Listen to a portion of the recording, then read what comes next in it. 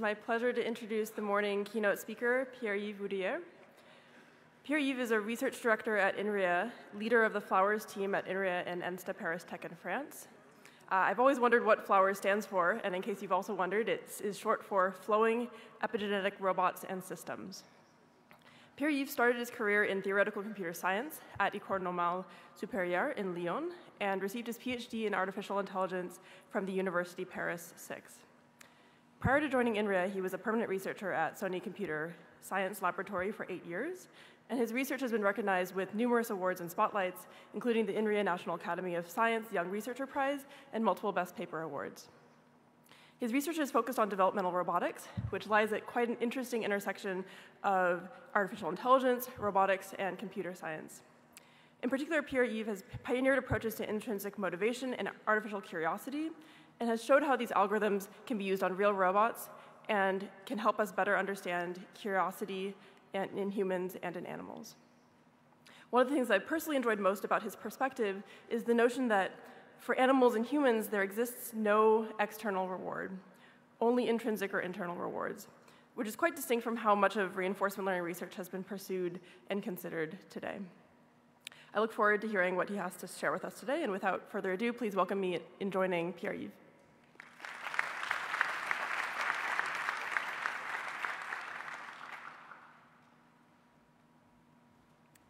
Good morning, everyone. Thank you for this kind introduction. It's a real pleasure for me to be with you today. I'd like to thank the organizers for giving me this opportunity to share some of the work I've been doing with my colleagues and my team over a number of years. So children are extraordinary learners, not so much because some of them become world champions at games like Go, chess, or mathematics. Actually, only very few of them become world champions at these skills. Rather, they're extraordinary because nearly all of them acquire efficiently all the everyday skills, ranging from locomotion, building Lego structure, riding bicycles, learning language. And they do so in an autonomous manner, which means basically that there is an engineer which is retuning some hyperparameters or providing a new reward function for every new task or new skill that they encounter.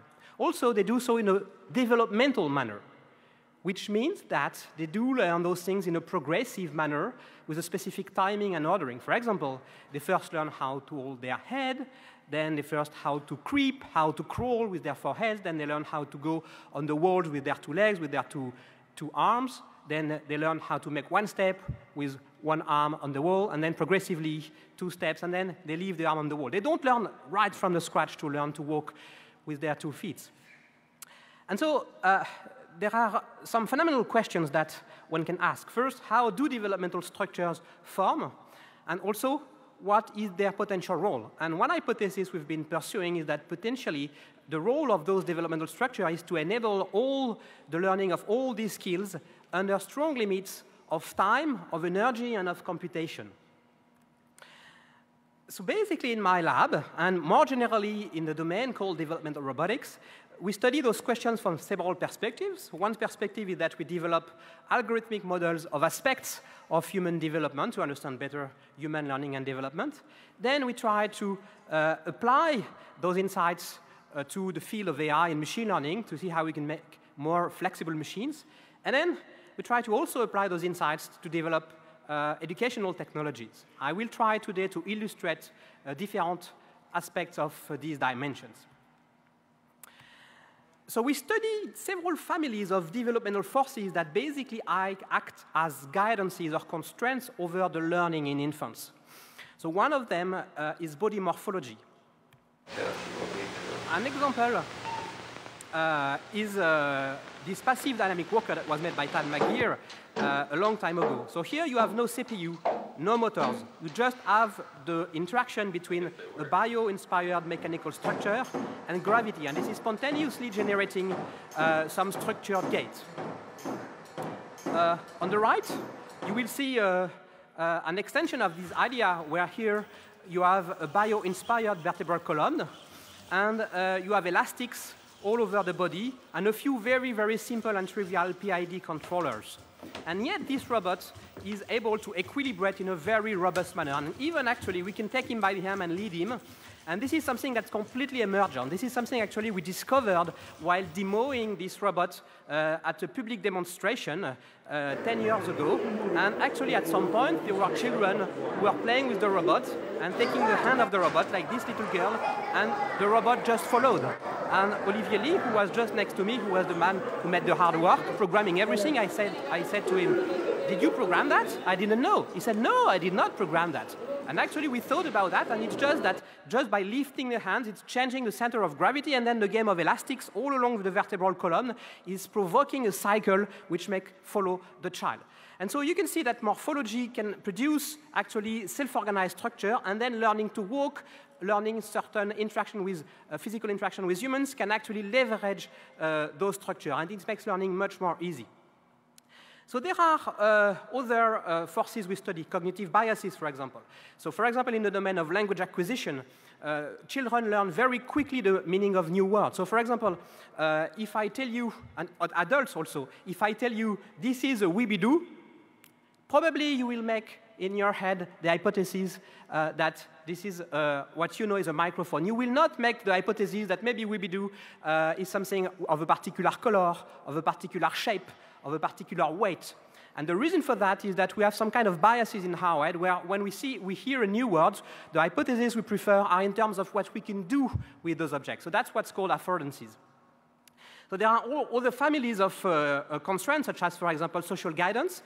And then there is intrinsic motivation, what's called in everyday language curiosity. And today I will focus on this topic. So what do I mean by intrinsically motivated exploration? So what I mean is actually what this little guy is doing. So this little guy is alone in a room, and there is clearly no teacher or no parent who has given this guy some instructions, some external task to do. And even if maybe the final fitness function of this guy is to grow old and reproduce, you might say, like, maybe the most sensible thing to do at this point in time is just to wait, be safe, and when it's going to be hungry, the parents are going to feed it. Avoid to put the finger in the plug because it's dangerous. But no, this guy doesn't do that. He goes for the fingers in the plug, he opens the plate furniture, he breaks things. And so he explores everything. And actually, he explores not so randomly, because you see it, for example, manipulate some objects, not all objects.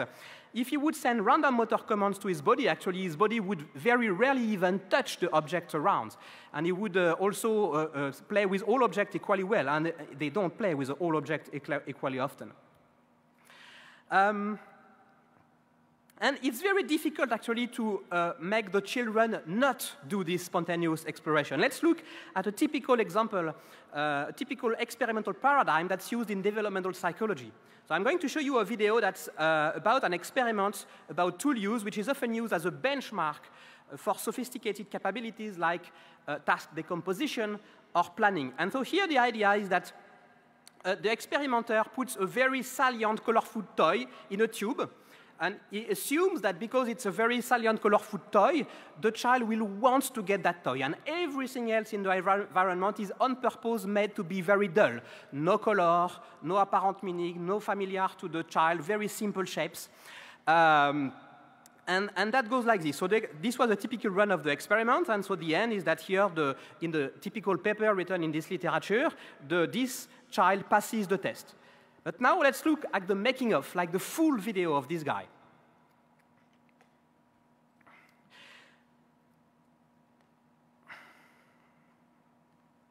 Sorry, let's play that again.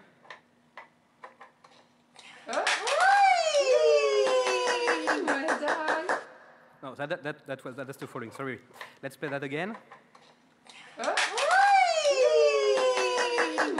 So the parents are very happy, the mother also. Ah, look, it goes boom, boom, all the way along. Boom, boom, boom, boom.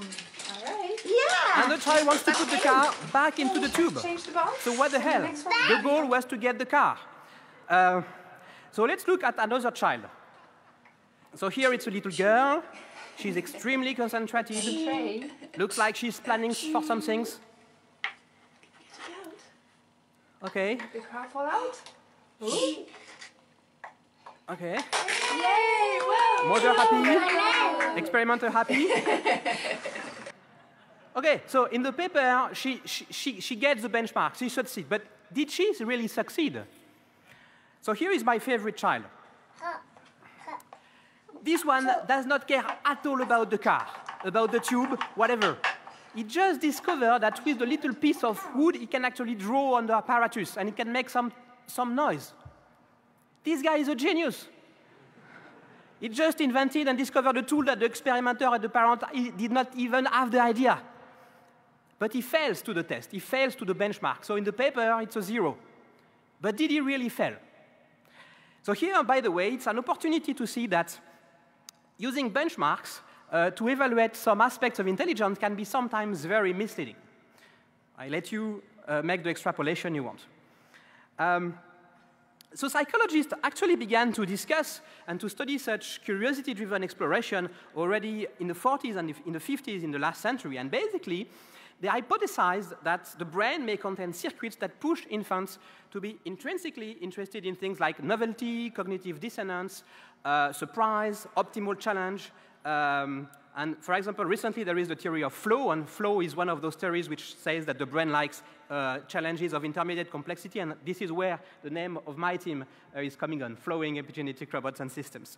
But most of these theories have actually discussed those concepts verbally, and they've mostly experimentally studied not so much the underlying mechanism of intrinsic motivation, but rather the effects of being in a state of intrinsic motivation on things like memory, and also the effect in the context of the classroom. So what's the effect in the classroom of getting the children intrinsically motivated? But very little work has been done to understand the underlying mechanism until 15 years ago, where a community from different disciplines in the world, from neuroscience, from developmental psychology, and from computer science modeling, began to gather and work together.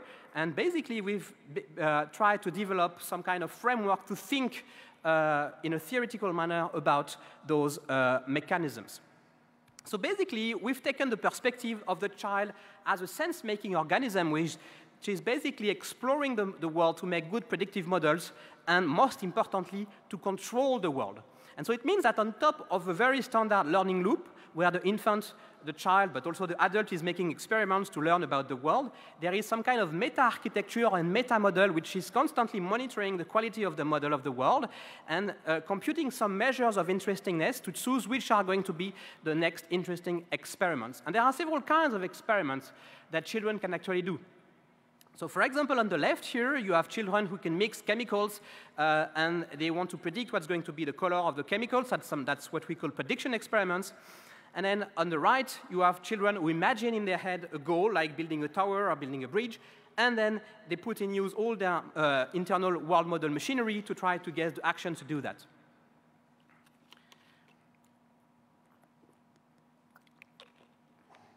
And so, based on this framework, the question we ask is what kind of meta-architecture is needed to enable children to make the kind of discoveries they make, especially when they are very little, like they discover their body, they discover basic affordances with objects, and their body lives in a very high-dimensional world.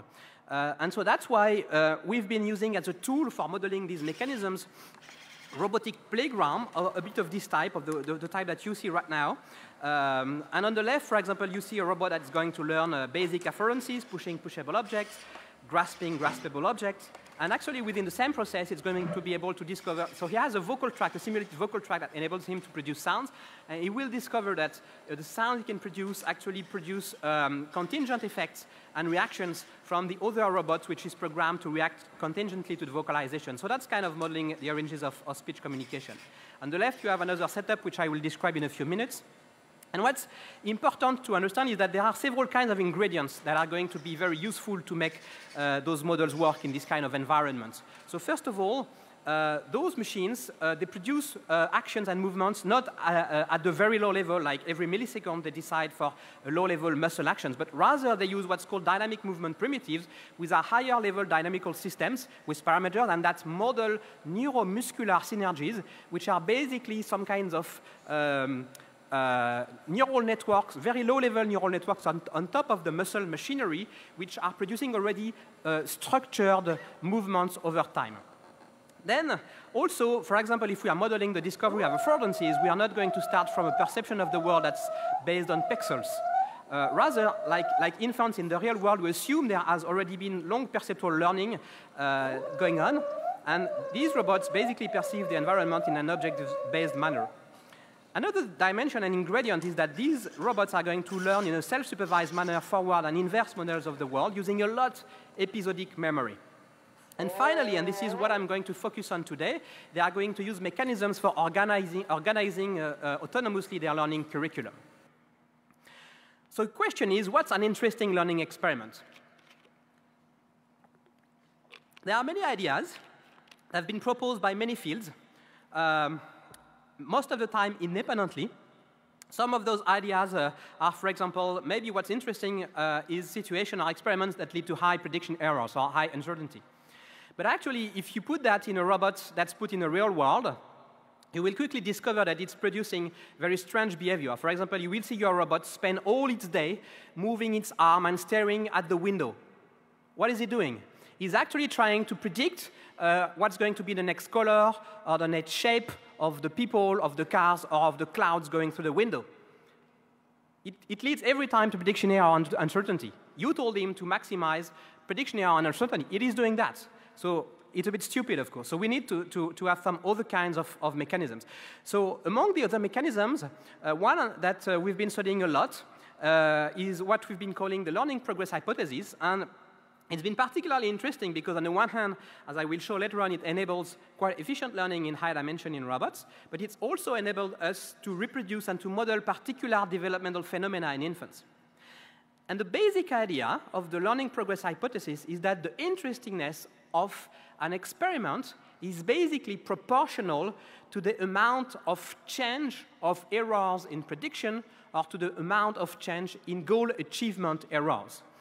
And so it can be really an improvement, but it can also be a regress. So it's why we take basically the absolute value of the derivative of the errors.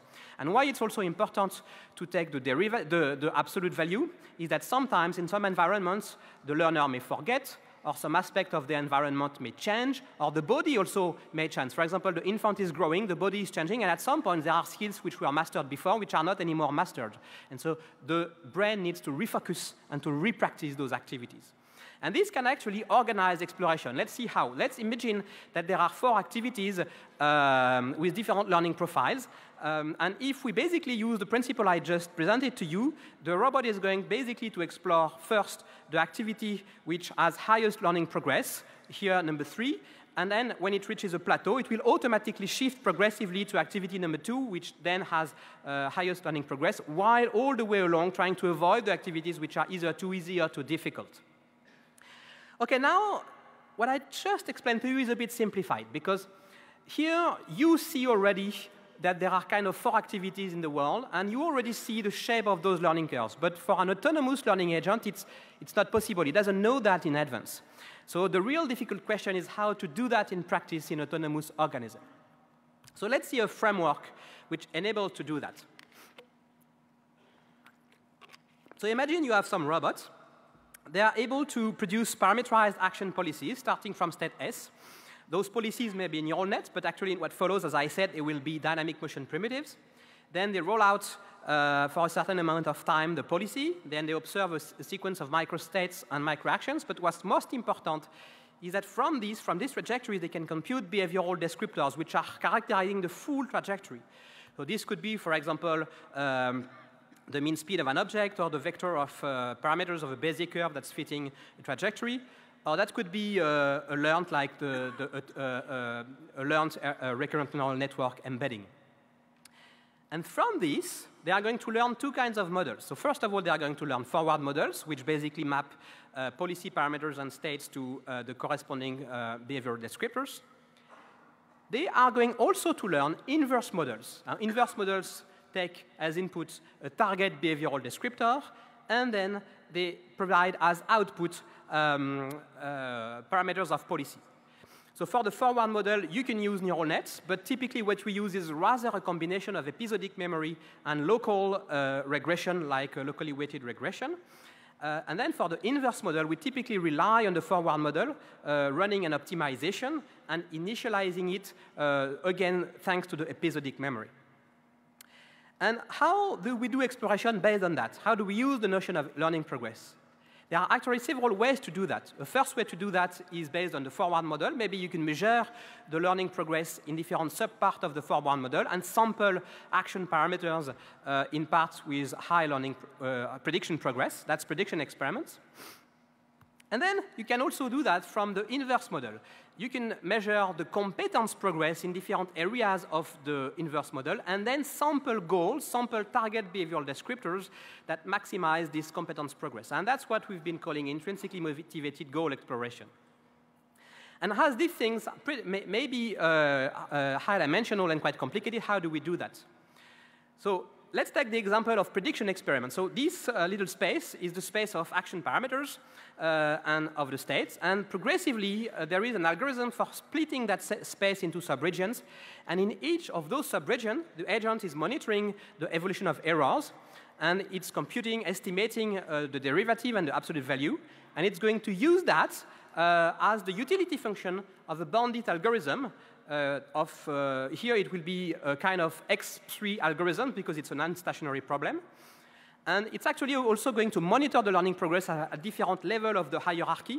And what's very important also to understand is that how this splitting of the space, how this categorization of the space into different kinds of experiments is made is by using an algorithm that is trying to differentiate the different parts of the space in terms of their learning progress. That's an interesting way also to learn interesting categorization of the space by differentiating basically their learnability. And you can basically use exactly the same idea to do goal exploration. So here, those spaces are not anymore the parameters of actions, but rather the space of parameters of goals. And so basically here, that's the same idea. You're going to sample goals in subparts of the space with high expected competence progress. And there might be actually several of those spaces, and in that case, we speak about modular exploration. OK, so let's look at how it can look like in some particular experiments. So here we see a system, a quadruped robot, which learns autonomously the mapping between its leg movements and the movement of its gravity center. So the policies are here 24-dimensional oscillators, and the space of behavioral descriptors are the translation and rotation over 3 seconds. And in the case we do goal exploration, as we don't want to engineer too much the goal space is actually much larger than what's achievable by the robot. So it needs to actually discover what's learnable and what's not learnable in the goal space. And basically, to evaluate such a system, what we can do is look at the diversity of outcomes that are found by such algorithms. So on top here, we see the diversity of behavior that are found by random policy exploration. Just below, we see the diversity of systems that are found by using the learning progress idea on the forward model. You see that it's not much different from random exploration. Then we see the result of doing random goal exploration. That's a bit better, but not so much better. But what's much better is using the learning progress idea over the goal space. And actually, we can also test the system regularly on independently generated goals. And what we see is that goal exploration using learning progress is not only faster, but also reaches better asymptotic performances. So why is this that curiosity-driven exploration of the forward model is less efficient than goal exploration? It's actually due to two phenomena, two properties of typical robotic spaces. One is redundancy, which is basically that typically there are large parts of the space of parameters who produce exactly the same outcome, the same effect. And at the same time, you have inhomogeneities, which mean that there are large parts of the behavioral descriptor space, of the effect space, which are produced by only very small part of the space of action policies. And when you explore the forward model, you basically incentivize to be good in average to predict over the space of parameters. So basically, you may learn to know many ways to produce a few effects. But when you do goal exploration, you incentivize to be good in average to produce a diversity of effects. So basically, you may learn to produce many effects, but only in a few ways. So let's see another experiment. And in that experiment, you have here a humanoid robot that can explore its body and how to interact with many objects around. Some of the objects can be learned to control, like the hand, like the joysticks, like the little ball. There are also a number of distractors around, objects that are too far away to be moved. And there are also objects that move by themselves randomly, autonomously, and can't be controlled. So here the policy space is basically a 32-dimensional dynamic motion primitive. And here, the descriptor space, the space of goal, is basically modular, which means that there are several spaces describing trajectories of different objects in the world. So here, goals are actually not end state of object, but full trajectory. So the robot, for example, aims to produce a particular trajectory of a given object. So let's look at a video of this system working.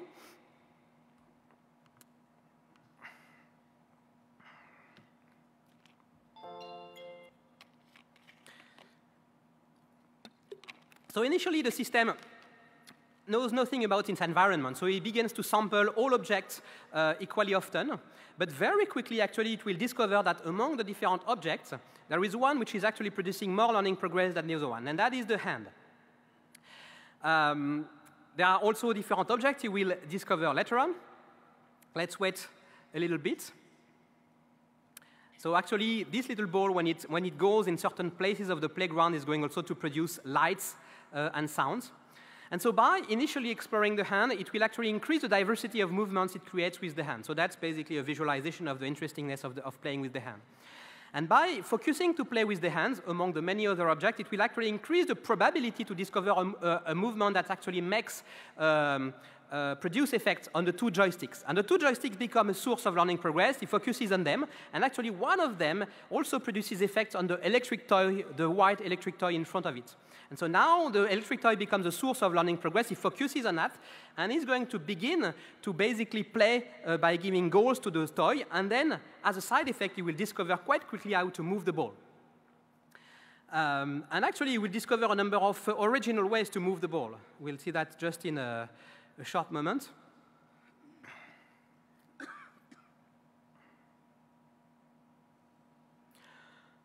So I've been a bit fast over these discoveries.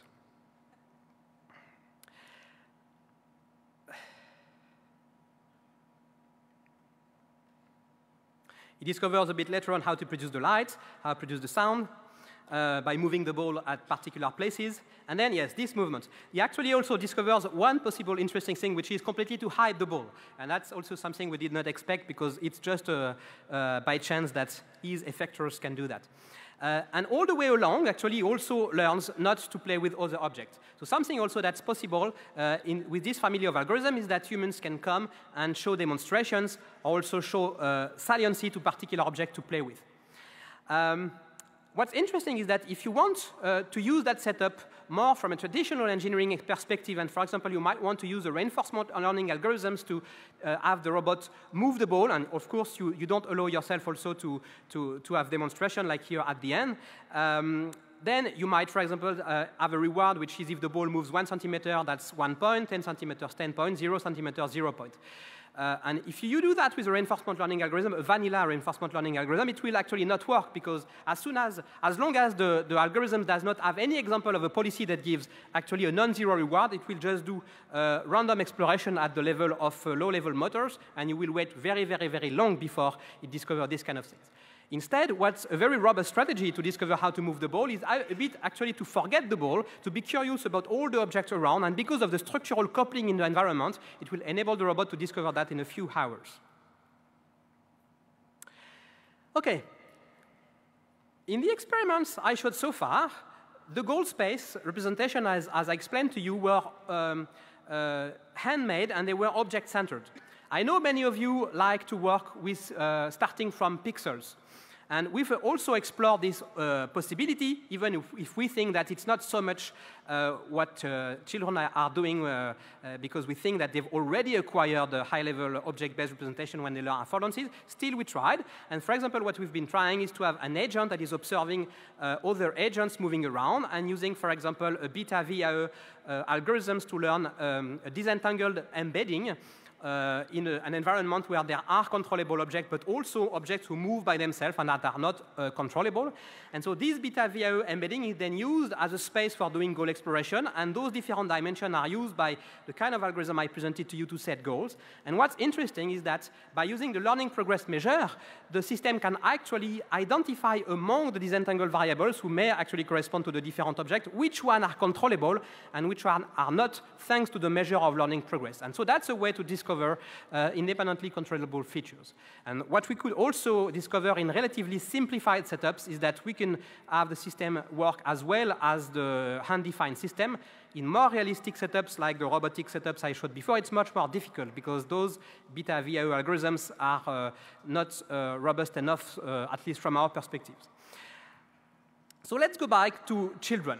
So here I presented an experiment that showed that these kind of mechanisms are actually good candidates in principle because they enable a high efficient learning of skills in high dimensions.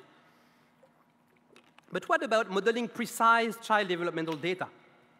So here we have an experiment that's about modeling vocal development.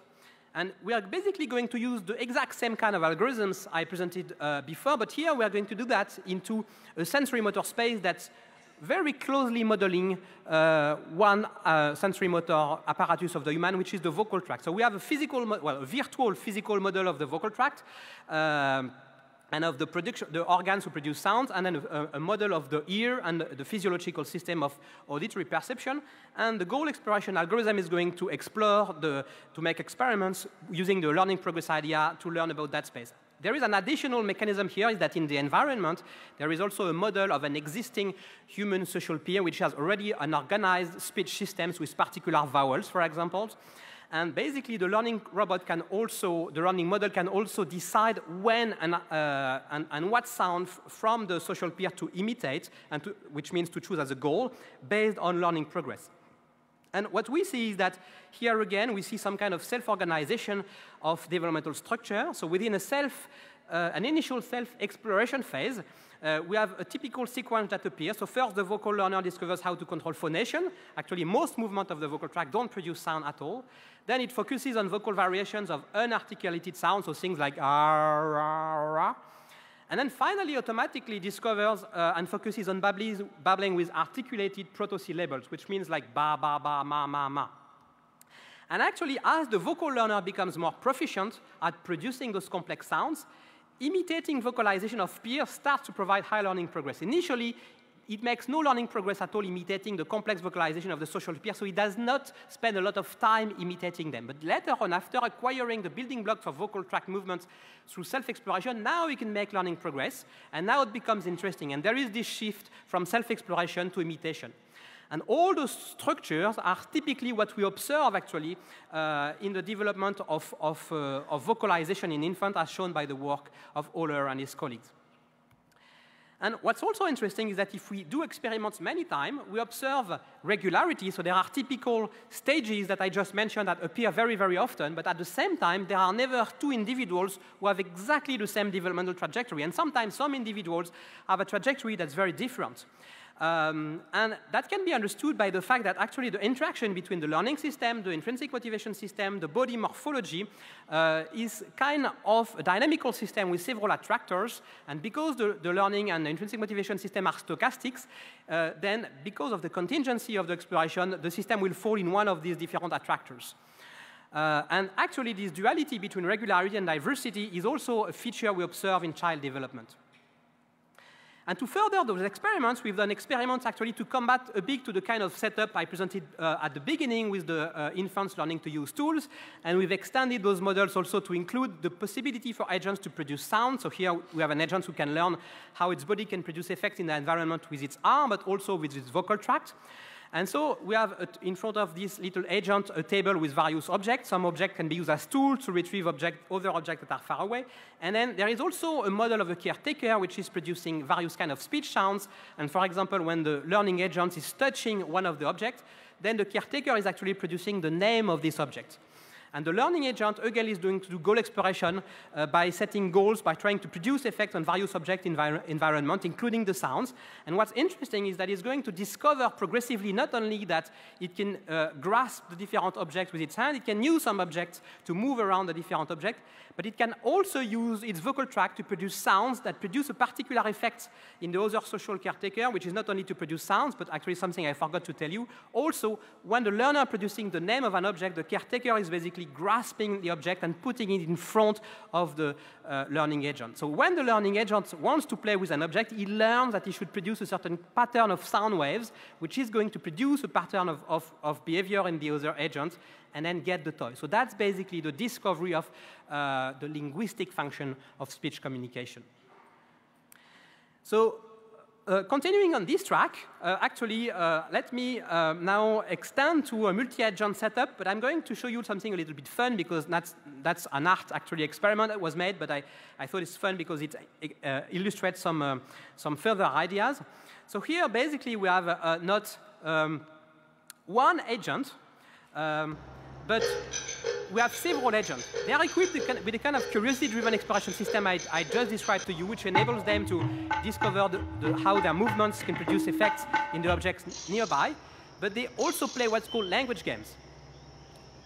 So for example, here they play language games. So one of those little robots is actually trying to have the other robot guess an object he's thinking of by producing a sound. A bit like earlier I told you Wibidoo, but I could have played the game. I say you Wibidoo, and you have to guess what's Wibidoo, and you show me with your hand. And then if it's right, I say, yeah, that's right. If it's wrong, I show you Wibidoo. And so they do that. They do that 2 by 2. And initially, they have random sounds, random vocabularies, and they don't understand at all each other. But through interaction, they progressively synchronize their vocabulary and their speech sounds, and they get to an emergent communication system. And what's interesting is that what they talk about is also their movements and the effects they discover through curiosity-driven exploration. So there is an interesting lookup of interaction between curiosity and language emergence. And now if we come back, we come back to more science, and we do these kind of experiments by actually coming back with realistic model of the vocal tract, and have these agents not only exploring the relation between their vocal movement and the sound, but they are several in an environment, and their goal exploration is also influenced by the sound produced by the other babbling agents. And so there is an incentive also to bias the goals they produce like the other agents around. Initially, they produce completely random sounds, non-synchronized. But then if we let the system run, after some time, they actually synchronize to speech systems. And again, here there is regularities and diversity. And we found that actually the distribution of vowel systems that they are producing maps very, very well to the distribution of vowel systems that we find in the world languages. And this kind of models has enabled to provide new hypotheses actually in the domain of language evolution to understand how we can have a population of agents come up with a language in a decentralized manner, and also explain some of the regularities of the language structures. So now let me finish by coming back to experiment with humans. So very, very quickly, initially I began my talk by showing you experimental paradigms that maybe missed some important aspects of human behavior. And so we've been trying also to develop new kinds of behavioral paradigms to also study free exploration in humans. And the kind of paradigms we've played with and we've kind of developed is paradigms where we don't impose one task to the learners, and then we want to incentivize them to do it as well as possible, and then we study what's happening. But rather, we let subjects, here it's humans, but we are also now doing it with children, in front of many tasks, and we tell them, you're completely free to do whatever you want. You're not going to be compared to other people. And what we want to study is the structure of their exploration. So in that particular case, for example, it's video games, games like the Guitar Hero, you know, but much more simple visually. And instead of letting them begin with the easiest level, they have directly access to all levels, and they are free to explore them the way they want.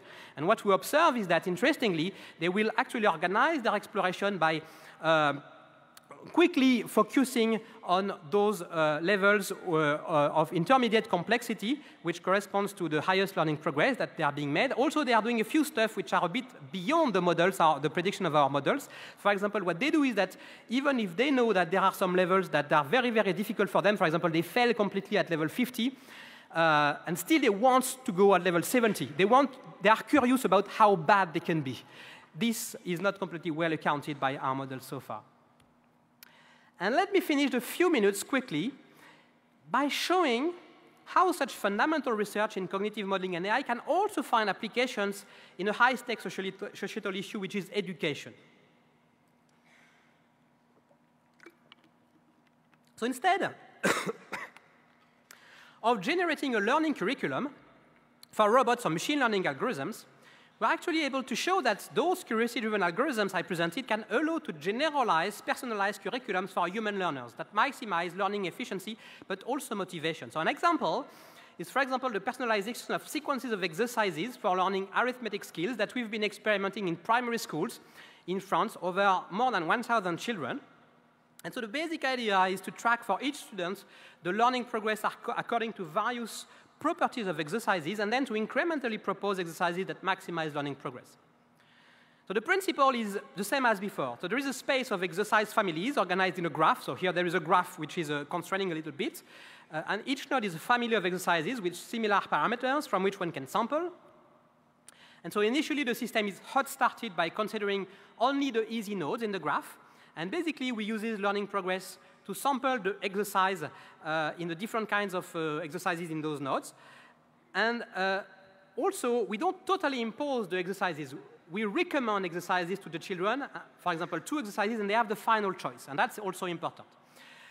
And then, as learning proceeds, the set of nodes in the bandit is evolving in direction of high learning progress, and so on. And then, we study several kinds of things. First of all, we study the learning impact. So, for example, to what levels of exercises we can bring different kinds of students. So here I'm going to show very synthesized results because we have many detailed results, but just the main idea is that if we compare those systems to what we call an oracle algorithm, which is an algorithm that was built by the hand by a pedagogical expert that is an expert in the didactics of mathematics and who tries to make a tree of exercises by trying to understand as much as he can the particularities of children by proposing certain exercises if he sees that some children are making errors. So that's what we call an oracle algorithm. We can see that actually different variations of the algorithm I presented to you not only do as well, but even do a little bit better than the oracle algorithm. And one of the reasons is that even if the human can be an expert in the didactics, he can never predict in advance completely all the peculiarities of each particular student.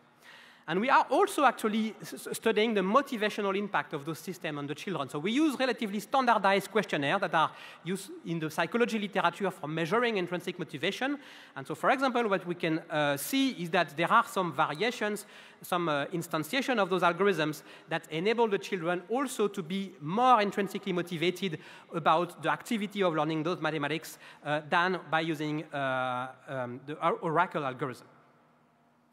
So, just summary, very simple takeaway. I hope my talk has enabled you to understand the fundamental role of spontaneous exploration and development. This is, I think, a subject that is not yet completely understood and studied a lot in the domain of machine learning. I think it's a very important path for the future.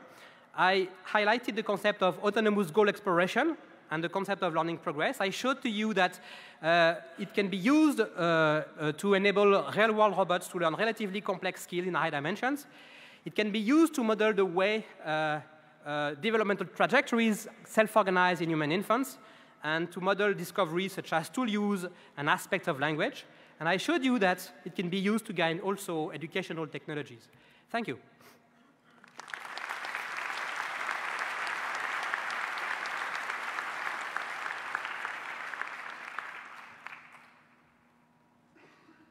We have time for 1 or 2 questions, so if you have a question, please come up to one of the 2 microphones. And also, yeah, you can start setting up for the next talk. Over here. Hello. Well, thank you for the interesting talk. I had a question regarding experiments where you have several of those robots exploring the world. Do they somehow understand or model the fact that part of the world around them is actually other agents? Other robots like them? That's a very good question. Actually, they don't. And to us, it's quite interesting because it shows that basic aspects of speech communications can be learned without having a model of the other. And that's important because there is some kind of chicken and egg problem when we want to understand the origins of communication. There are many psychologists who believe that those models are very fundamental very early on. And what we show, or we suggest, is that it is possible actually to bootstrap basic communication skills without those models.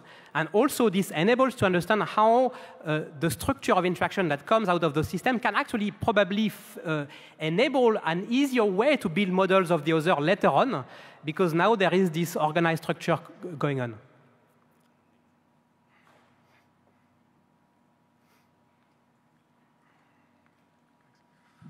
Hi, thanks for the talk. So I was curious about this part where you were talking about learning an inverse model versus a forward model and sort of arguing that the inverse model was a better target for this intrinsic motivation thing. So to be able to do that, I guess you need to have like an idea of what the states are so that you can say this goal state and this goal state are the same, even though the trajectories that got me there are different. But like in general, we'd like to deal with partial observability where we don't necessarily know the state space. Do you have a thought about like how you could do this without knowing the states in advance? So there are actually two questions in your question. There is the question of knowing a representation of the states and knowing a measure of similarity in that space. And indeed, in the robotic experiment I presented, the one with the real physical robots, the engineer is providing tools to compute those distances. Still, there are many, many complicated problems to resolve. But then to come back to your question, there are several things we've been trying. So one of the things is when we use this VIE thing, actually the goal space is learned. And actually, we use the learned space in a modular fashion. And that's a way to address that. But in other work that I don't present actually here and that we are working on right now, we are also learning this distance function by using the fact that the agent is embodied in the real physical world. And when it's moving around, you have a time structure which is correlated to the physical structure. And so, for example, you know that scenes that are perceived very close in time have a high probability to be similar, and those that are far away in time have a high probability to be dissimilar. And we use that as a training signal to train a metric learning system. But I've not talked about that at all today. Thanks. OK, we're unfortunately out of time for more questions. You can take them offline. Let's thank Pierre-Yves again.